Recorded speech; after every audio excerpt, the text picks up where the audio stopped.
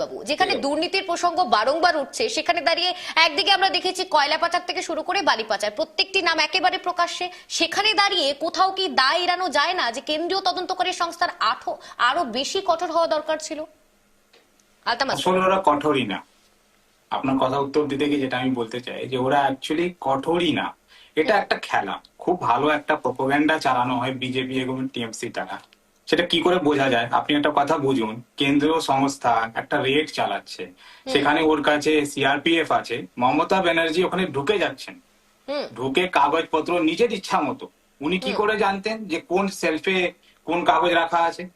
ইচ্ছা মতো ল্যাপটপ তুলছেন, যা ইচ্ছা উনি করে 4 ঘন্টা ওখানে থেকে বেরিয়ে গেলেন। ওনাকে বেরিয়ে আসতে দেওয়া হলো, জিনিসপত্র নিয়ে আসতে দেওয়া হলো। আর তারপরে এরা দুজনে কি করছেন? একজন বলছেন যে বিজেপি আমাকে টাকা দিচ্ছে না, বিজেপি এই সুযোগ করতে দিচ্ছে না, বিজেপি এই অসুবিধা করছে। বিজেপি বলছে মমতা এটা করছে না, টিএমসি এটা করতে দিচ্ছে না। আসলে কিছুই না, মানুষের চোখে বালি দেওয়া, মানুষ যাতে কোনোভাবে ভালোভাবে ভাবনা চিন্তা করে ভোট না দিতে পারে, ওদের ভোটটা যেন টোটালি হয় আপনার এই ধর্মিক বা এই একে অপরের পিছনে যে লেগে যা খেলা এরা খেলছে, যে নোংরা খেলা এরা খেলছে, সেটার উপরে এটা পলারাইজ করার একটা চেষ্টা, আর কিছুই না। বেশ, আলতাফ বাবুর কাছে যাবো। একদিকে পরিযায়ী শ্রমিকের বারবারন্ত, অর্থাৎ এই পশ্চিম বাংলা থেকে বাড়ছে, যেখানে মুখ্যমন্ত্রী বলছেন শিল্প রয়েছে একাধিক, অপরদিকে আমরা দেখছি বাংলায় কথা বললে বাংলাদেশি তকমা।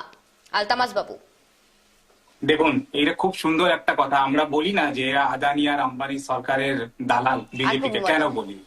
এখনই আমাকে আলী ভাই যে কথাটা বললো যে মালিকরা অসুবিধায় পড়ছে, শ্রমিকরা কাজ পাচ্ছে না, তো মালিকদের হয়ে কথা বলছেন উনি, কিন্তু শ্রমিকরা যদি নিজে অধিকারের জন্য আন্দোলন করে সেটা এদের গায়ে লাগে।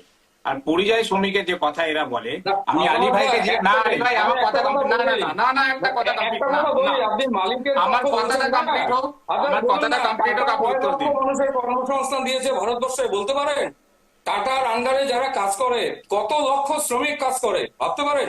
হয়ে গেল, এবার কথাটা শুনুন, কথাটা শুনুন। আচ্ছা একটা কথা বলুন, আপনারা পরিযায়ী শ্রমিকের কথা বলছেন, আপনার বিজেপি শাসিত রাজ্যের মুখ্যমন্ত্রীকে আপনি বিজেপি নেতা হিসাবে বা শুভেন্দু অধিকারী এখান থেকে গিয়ে বলেছে যে আমার বাংলা থেকে আসা বাংলায় কথা বলা শ্রমিকদের কেন মারছো? পানিপথে যে আপনি তো বললেন আপনি আলিপুর দুয়ারের ইসলামপুরের দুটো বাচ্চাকে, দুটো ছোট ছেলেকে পা ভেঙে দিয়েছে পুলিশ, হরিয়ানাতে ঘটনা ঘটেছে। আপনার কোন বিজেপি নেতা পানিপথের মুখ্যমন্ত্রীকে বা পানিপতি কোনো মন্ত্রীকে গিয়ে বলেছে যে ভাই এই কাজ কেন করছো, আমার বাংলার পরিযায়ী শ্রমিকদের কেন মারছো? বলেছেন আপনি? এই প্রশ্নটা শ্রমিক অর্থাৎ চা বাগান নিয়ে আমরা উত্তরবঙ্গে সকলেই জানি রুটি রুজির একমাত্র নিশানা যদি বলা চলে পাহাড়ি এলাকায়, সেখানে চা পাতা একটা ফ্যাক্টর রয়েছে, অপরদিকে পর্যটক। সেখানে দাঁড়িয়ে একদিকে দোষ চাপছে রাজ্যের দিকে, রাজ্য যাচ্ছে কেন্দ্রের দিকে এবং কেন্দ্র তোপ দাগছে রাজ্যকে দিকে, কিন্তু সাধারণ মানুষের কথা ভাবছে কে?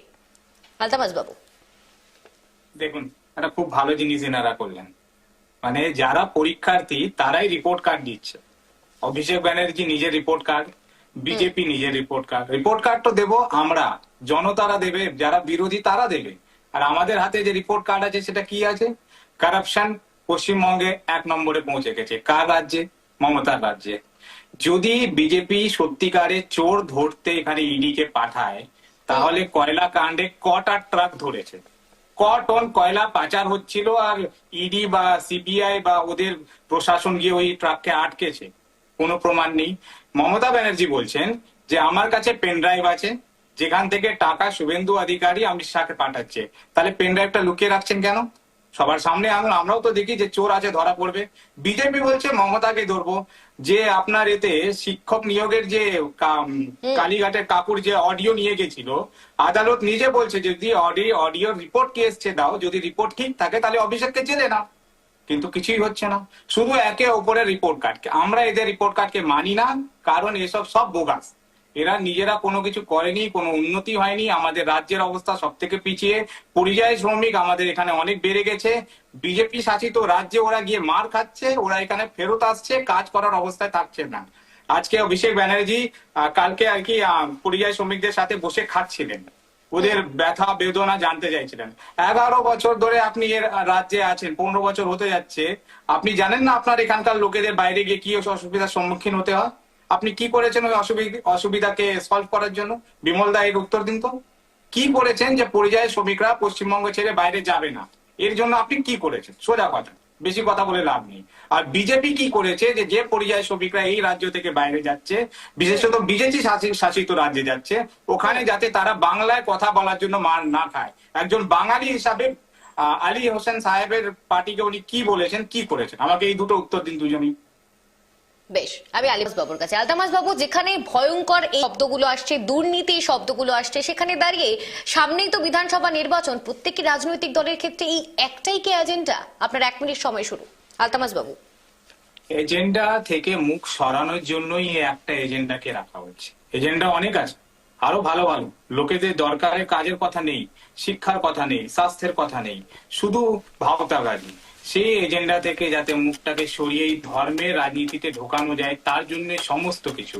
হুমায়ুন কবিরের উত্থানও সেই জন্যই হচ্ছে। বাংলাদেশ থেকে, বাংলাদেশে যে বিজেপি বলে যে বাংলাদেশিদের জন্য ওদের মনে খুব দয়া আছে, মায়া আছে, ওরা ব্যথিত হচ্ছে।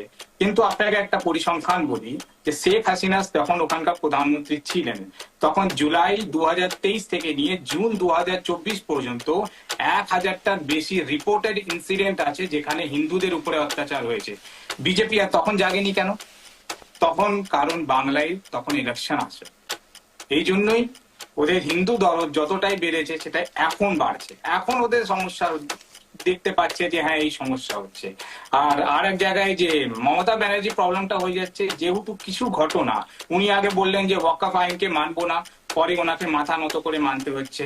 এসআইআর মানবো না, পরে ওনাকে ওটাও মাথা নত করে মানতে হচ্ছে। এই সব ঘটনার জন্য ওনার কাছ থেকে সংখ্যালঘু ভোট কিছুটা সরে যাচ্ছে। সেই ভোটটাকে যাতে উনি ধরে রাখতে পারেন, সেই জন্য হিন্দু মুসলিম ধর্মের রাজনীতি, মারামারি রাজনীতি করা ছাড়া এই দু দলের কাছে আর কোনো রাস্তা নেই। সেটাই ওদের শেষ সম্বল হয়ে দাঁড়িয়েছে। বেশ।